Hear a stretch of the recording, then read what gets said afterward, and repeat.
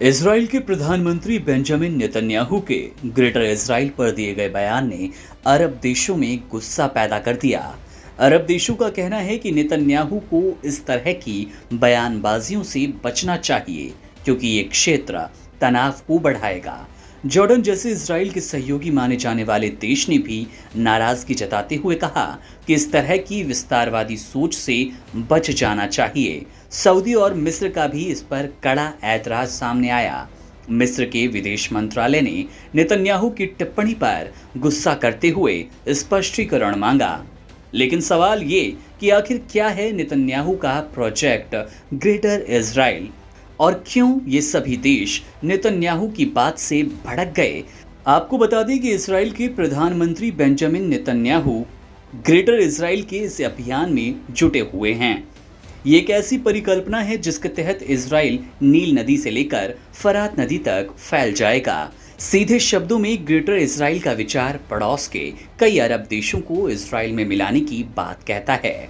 Greater Israel में Jordan, Lebanon, Syria, मिस्र, Iraq और सऊदी अरब का बड़ा हिस्सा आता है। इस विचार को इजराइल के कुछ अति दक्षिणपंथी लोग अपनाते हैं। ये लोग पड़ोसी देशों पर सैन्य हमले के जरिए कब्जा करने की बात कहते हैं।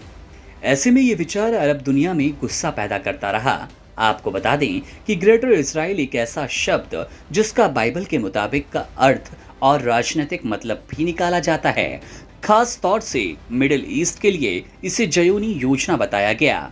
जॉनिज्म के संस्थापक पिता थियोडोर हर्जल के अनुसार ग्रेटर इजराइल की अवधारणा एक यहूदी राज्य है, मिस्र की फरात नदी तक फैला है।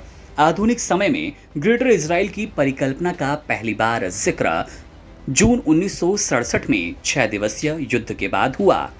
तब से समय समय पर कई बार इसका जिक्र किया गया। कैसा होगा ग्रेटर इजराइल?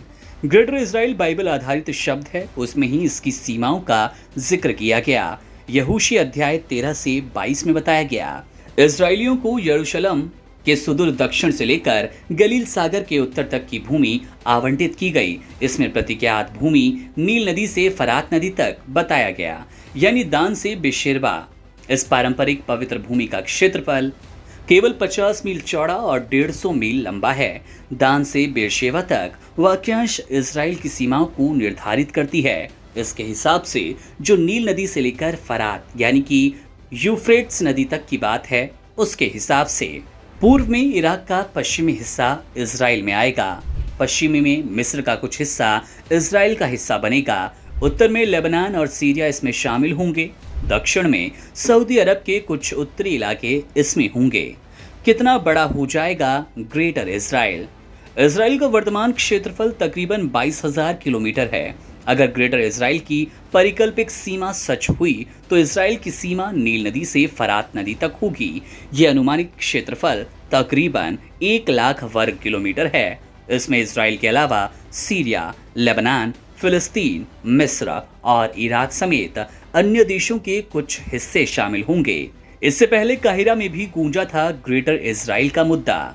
1990 में काहिरा में एक अरब शिखर सम्मेलन के दौरान भी ग्रेटर इजराइल का मुद्दा उठा था। उस समय लीबिया के तत्कालीन राष्ट्रपति मुअम्मर अल गद्दाफी ने फिलिस्तीनी मुक्ति संगठन के नेता यासर अराफात को कुछ कागज के टुकड़े दिखाए जिन पर ग्रेटर इजराइल का ही नक्शा था। इस नक्शे में फिलिस्तीन, जॉर्डन, लेबनान तथा सीरिया, इराक, उत्तरी सऊदी अरब और मिस्र के बड़े हिस्से शामिल थे। इससे पहले ये मानचित्र एक वर्ष पहले AIPAC American Israel public affairs committee सम्मेलन में प्रदर्शित किया गया। बहरहाल इस खबर में इतना ही, लेकिन नेतन्याहू के इस प्रोजेक्ट ग्रेटर इजराइल पर आपकी क्या राय है, कमेंट सेक्शन में जरूर बताएं। Subscribe to One India and never miss an update. Download the One India app now.